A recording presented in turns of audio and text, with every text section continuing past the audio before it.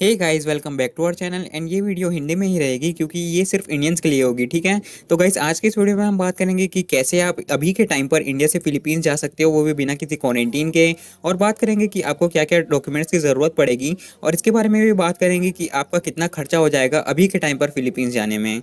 सबसे पहले तो मैं आपको बता दूं कि फिलीपींस सिर्फ एसेंशियल ट्रैवलर्स के लिए ओपन है, और उन लोगों ने इंडिया को ग्रीन लिस्ट में भी डाल दिया है। और इसका मतलब हुआ कि जो कोई भी इंडिया से फिलीपींस जाने के लिए एलिजिबल होगा, वो सब फिलीपींस जा सकते हैं, और वो भी बिना क्वारंटीन के। और आपको सिर्फ अपना डीएफए एंडोर्समेंट और वैक्सीनेशन का प्रूफ और कोविड टेस्ट ही दिखाना होगा उनको।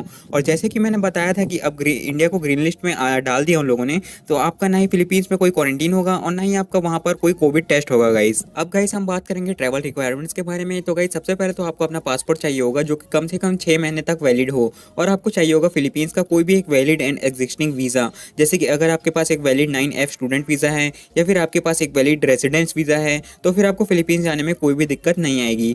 वहीं अगर आपके पास फिलीपींस का वीज़ा नहीं है, तो आपको दिल्ली एम्बेसी से कांटेक्ट करना होगा, और दिल्ली एम्बेसी से एक 9A टेम्पररी विजिटर्स वीज़ा लेना पड़ेगा। और अभी के टाइम पर जब मैं ये वीडियो बना रहा हूँ गाइस, इस टाइम पर फिलीपींस सिर्फ उन्हीं लोगों को 9A वीज़ा दे रहा है जो या तो फिलिपिनो नेशनल के स्पाउस हो, या फिर चिल्ड्रेन हो, या फिर foreign parents of A Filipino national हो। उनको भी ये वीज़ा दे रहे हैं सिर्फ उन्हीं लोगों को, और जिनको मेडिकल ट्रीटमेंट के लिए जाना है, और कुछ कुछ अदर कैटेगरीज वालों को वीज़ा दे रही है अभी फिलीपींस की गवर्नमेंट। लेकिन गाइस, वीज़ा मिलने के बाद आपको एक और डॉक्यूमेंट चाहिए होगा, जिसको बोला जाता है ईईडी। अब गाइस, ईईडी का मतलब होता है एंट्री एक्सेप्शन डॉक्यूमेंट, और इसी को ही डीएफए एंडोर्समेंट भी बोला जाता है। अब पासपोर्ट और वीज़ा की तो बात हो गई। अब गाइस, आपको चाहिए होगा अपना फ्लाइट टिकट, जो कि कंफर्म हो और रिटर्न होनी चाहिए। अब फिलीपींस का वीज़ा 59 डेज़ का होता है, तो आपको अपनी रिटर्न टिकट 59 डेज़ के अंदर अंदर का ही बुक करके दिखाना है।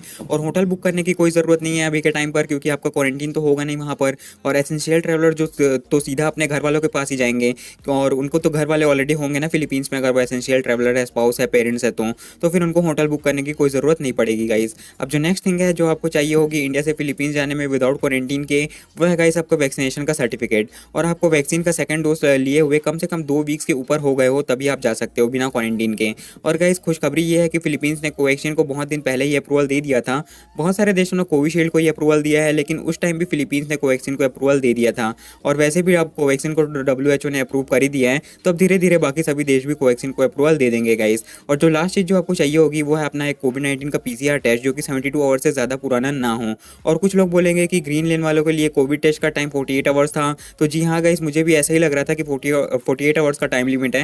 लेकिन मैं जस्ट अभी फिलीपींस एयरलाइन के वेबसाइट पर पढ़ा हूँ कि 72 आवर्स के अंदर का कोविड-19 का PCR टेस्ट की रिक्वायरमेंट है। जैसे कि आप सभी यहाँ पे पढ़ सकते हो, a negative RT-PCR test shall be required to be taken within 72 hours prior to departure from the country of origin. Upon arrival, no facility-based quarantine will be further required, but the passenger is enjoined to self-monitoring for symptoms until the 14th day, with the first day being the date of arrival. मतलब आपको अपना एक self monitoring करना है 14 दिन तक, और अगर कुछ गड़बड़ लगता है तो डॉक्टर से कांटेक्ट करना है आपको। अब गाइस, हम बात करेंगे कि आपको इंडिया से फिलीपींस जाने में कितना खर्चा आ जाएगा अभी के टाइम पर। और गाइस, हम टूरिस्ट के बारे में बात करेंगे इस वीडियो में, लेकिन इस वीडियो के लास्ट में बात करेंगे, ठीक है। तो गाइस, फिलीपींस जाने में अभी जो खर्चा होगा वो सिर्फ 3 ही चीज़ का होगा।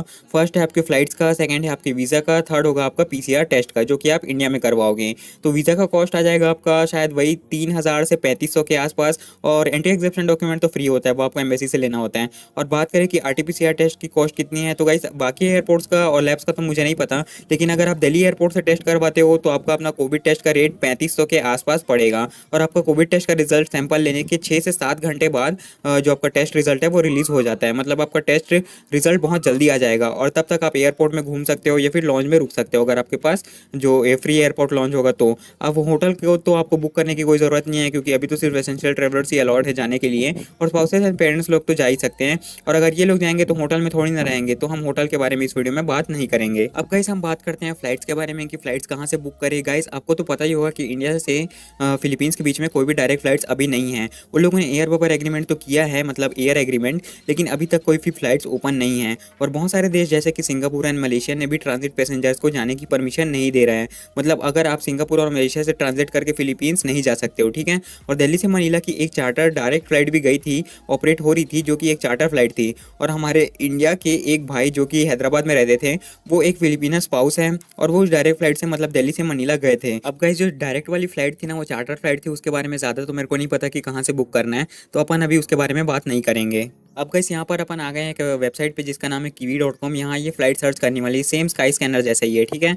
तो अपन यहाँ पे सर्च करते हैं इंडिया से मनीला की फ़्लाइट्स। अब अपन एक काम करेंगे, चीपेस्ट में कहाँ कैसे पहुँच सकते हैं फ़िलीपींस, उसके बारे में बात करेंगे। और सिर्फ यहीं से फ़िलीपींस के बारे में देख रहे हैं लोग, सिर्फ वन वे, ठीक है। डिपार्चर डेट मैंने डाला है पूरा नवंबर भर का, 14 नवंबर से 30 नवंबर तक का, कभी भी हमको फ़्लाइट्स मिल सकता है, ठीक है गाइस। तो ये जो ये देखो फर्स्ट वाली फ़्लाइट 81,000 की दिखा रही हैं। यहाँ पे कोलंबो पर मेरे को ये देखो, यहाँ पे सिंगापुर आ गया। अब मैंने जैसा कि आपको शुरू में बताया था कि सिंगापुर ट्रांजिट पैसेंजर्स को अलाउ नहीं कर रहा है, ठीक है। तो यहाँ पे अपन अप टू वन स्टॉप पे क्लिक कर देते हैं, ताकि ये सिर्फ वन स्टॉप वाली फ्लाइट्स दिखाएं। अब आप वन स्टॉप वाली फ्लाइट जब सर्च करोगे तो आपको ये वाली फ्लाइट्स दिखाएगी, ठीक है। ये आपको ट्रांजिट करके जाना होगा टोक्यो से। अब टोक्यो में 8 घंटे का लेओवर है, पर मेरे को ये कंफर्म नहीं है कि टोक्यो ट्रांजिट पैसेंजर्स को अलाउ कर रहा है कि नहीं, क्योंकि यहाँ पे लिखा है you will have to undergo screening according to Japanese criteria before you enter departure area of a Japanese airport, ठीक है। तो ये तो शायद मेरे को नहीं लगता कि जापान अलाउ कर रहा होगा। यहाँ पे पढ़ो, all foreigners except permanent residents who have been in designated government country or region within the past 14 days are prohibited from entering the country and transiting. तो मुझे एकदम कंफर्म नहीं है कि जापान अलाउ कर रहा है ट्रांजिट पैसेंजर्स को नहीं कि नहीं, ठीक है। तो अपन ये वाला फ्लाइट छोड़ रहे हैं, ठीक है। तो अपन ये जापान को हटा देते हैं, यहाँ पे एक्सक्लूड कंट्रीज़ में जाके हम लोग जापान को हटा देंगे, तो थोड़ा टाइम लगेगा। तो यहाँ पर मैं जापान को हटा देता हूँ। उसके बाद जापान को हटाने के बाद जितनी भी अल्टरनेट फ़्लाइट्स होगी वो दिखाएंगी। तो अल्टरनेट फ़्लाइट्स आपका कहाँ कहाँ से दिखाएगा, ये क्या है, कन्नूर तो दोहा, ठीक है। दोहा में 24 आवर्स का लेवर है, इस फ्लाइट्स को भी छोड़ो फिर। तो अपन यहाँ पे ट्रांजिट में सिर्फ दुबई को कर देते हैं, ठीक है। ये कतर को भी हटा देते हैं, ओमान को भी हटा देंगे अपन, और सिर्फ अपन दुबई का करते हैं, ठीक है। यहाँ ओमान को भी हटा देंगे, जापान, ओमान। एक काम करता हूँ, मैं हटाने के बाद आपको दिखाता हूँ। अब यहाँ पर गाइस मैंने बहुत सारे कंट्रीज़ को एक्सक्लूड कर दिया और सिर्फ दुबई को रखा है, ठीक है। तो यहाँ पे जितनी भी फ्लाइट्स है वो आपको वाया दुबई मिलेगी, ठीक है। तो न्यू दिल्ली से आप दुबई जाओगे, वहाँ 16.5 घंटे का लेओवर है। उसके बाद आप दुबई से मनीला जाओगे, ठीक है। ये वाली सबसे बेस्ट रूट है दुबई वाली, क्योंकि मेरे को 100% पता है दुबई ट्रांजिट पैसेंजर को अलाउ कर रहा है। अब इसका रेट देखो, यही फ्लाइट हमको चीप में कितने में मिलेगी वो रेट देखते हैं, ठीक है। अभी 1,45,000 का मिल रहा है ये वाली फ्लाइट इंडिया से आपका मनीला तक का, ठीक है। अब आपको फिलीपींस जाना है, आप मनीला से एंटर करो, चाहे आप सीबू से एंटर करो, चाहे डावाओ से एंटर करो। तो अपन यहाँ पे जो 145 है, 1,45,000 वाली फ्लाइट है, उसको चीप में बुक करने की ट्राई करते हैं, ठीक। तो इसके लिए अपन ये डायरेक्ट फ्लाइट बुक कर रहे थे, अपन इंडिया मतलब एक ही फ्लाइट बुक कर रहे थे यहाँ से दुबई, दुबई से मनीला वाली। तो अपन उसको सेपरेट फ्लाइट बुक करने की ट्राई करते हैं, ठीक है। न्यू दिल्ली से अपन जाएंगे दुबई सबसे पहले, तो क्योंकि अपन को दुबई अगर सेपरेट फ्लाइट बुक करेंगे ना तो हम लोग को सस्ता पड़ेगा। तो यहाँ पे अपन दुबई की फ्लाइट देखते हैं न्यू दिल्ली से। तो यहाँ पर गाइस अपन दुबई सिलेक्ट कर लिए हैं। अब यहाँ पे अपन फ्लाइट सर्च करते हैं कि दिल्ली से दुबई की जो डायरेक्ट फ्लाइट्स है वो है कि नहीं है। तो यहाँ पे अपन का सर्च हो रहा है। देखो वन वे फ्लाइट आपको मिल रही है 18,000 की दुबई की, ठीक है। 18,000 को देखो न्यू दिल्ली से DBX तक की, तो इसका 18,000 जोड़ लो। और अपन अब सर्च करते हैं दुबई से लेके सीबू तक की, ठीक है। सीबू तक की आपको डायरेक्ट फ्लाइट भी मिल जाएगी। तो यहाँ पे अपन दुबई से सीबू तक का सर्च करते हैं, और ये पता नहीं लोड होने में क्यों टाइम ले रहा है। मैं इसको, अच्छा आ गया। तो यहाँ पे सीबू सिटी का अपन सर्च कर लिए, और यहाँ पे अपन सर्च कर देते हैं। तो ये आपको मिलेगी ना, तो एकदम से मतलब डायरेक्ट फ़्लाइट ही मिलेगी। 10 घंटे की फ़्लाइट होती है सीबू पैसिफिक की।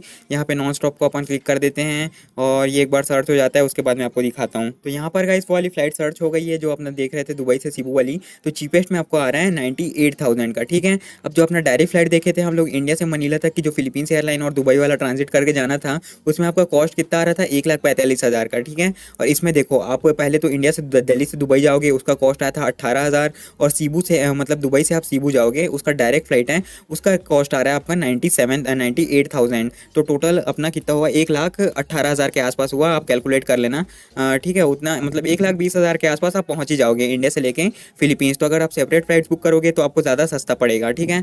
और चार्टर फ्लाइट्स की जो प्राइस थी वो थी शायद 64-65,000 की थी, पर चार्टर फ्लाइट सबको नहीं मिल रही है, ठीक है। पता नहीं उसको कहाँ से बुक करना है। और कोविड टेस्ट भी आपका अगर कराओगे तो वो ये देखो, ये फ्लाइट्स है 9 घंटे और 40 मिनट की, और जो दिल्ली से उसकी वाली दुबई वाली फ्लाइट थी वो थी 4 से 5 घंटे की, ठीक है। तो आपकी जो टोटल जर्नी होगी वो 20 घंटे के अंदर अंदर की होगी। तो मेरे बोलने का मतलब ये है, अगर आप दिल्ली एयरपोर्ट से कोविड टेस्ट कराते हो तो वो 72 आवर्स तक वैलिड रहेगा। मतलब आप दुबई भी उसी कोविड टेस्ट को दिखा के जाओगे, और वो फिलीपींस में भी उसी कोविड टेस्ट को दिखा के जाओगे, ठीक है। दुबई से सीबू तक की डायरेक्ट फ्लाइट्स हैं। अब गाइस अपन बात करें टूरिस्ट के बारे में, तो मैं आपको एकदम क्लियर बता देता हूँ, अभी फिलीपींस टूरिस्ट के लिए ओपन नहीं है। और कब ओपन हो सकता है, इसके चांसेस है जनवरी में, ठीक है। जो रोमुलो पुयात है वहाँ के टूरिज्म सेक्रेटरी, वो साउथ कोरिया के साथ प्लानिंग कर रही है बबल एग्रीमेंट ओपन करने का।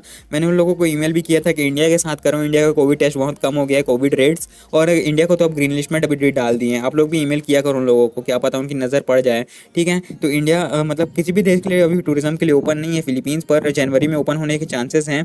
और मार्च में इंटरनेशनल टूरिज्म काउंसिल का होस्ट करेंगे वो लोग, फिलीपींस वाले, तो मार्च से पहले पहले टूरिज्म पक्का ओपन हो जाएगा फिलीपींस में, ठीक है गाइस। तो बस गाइस इस वीडियो में इतना ही। आई होप आपको ये वीडियो से कुछ भी इन्फॉर्मेशन मिला हो। अगर आपको ये वीडियो अच्छी लगी होगी तो प्लीज़ चैनल को सब्सक्राइब कर देना। मिलते हैं गाइस आपसे हमारे नेक्स्ट वीडियो में। Thanks for watching and have a good day.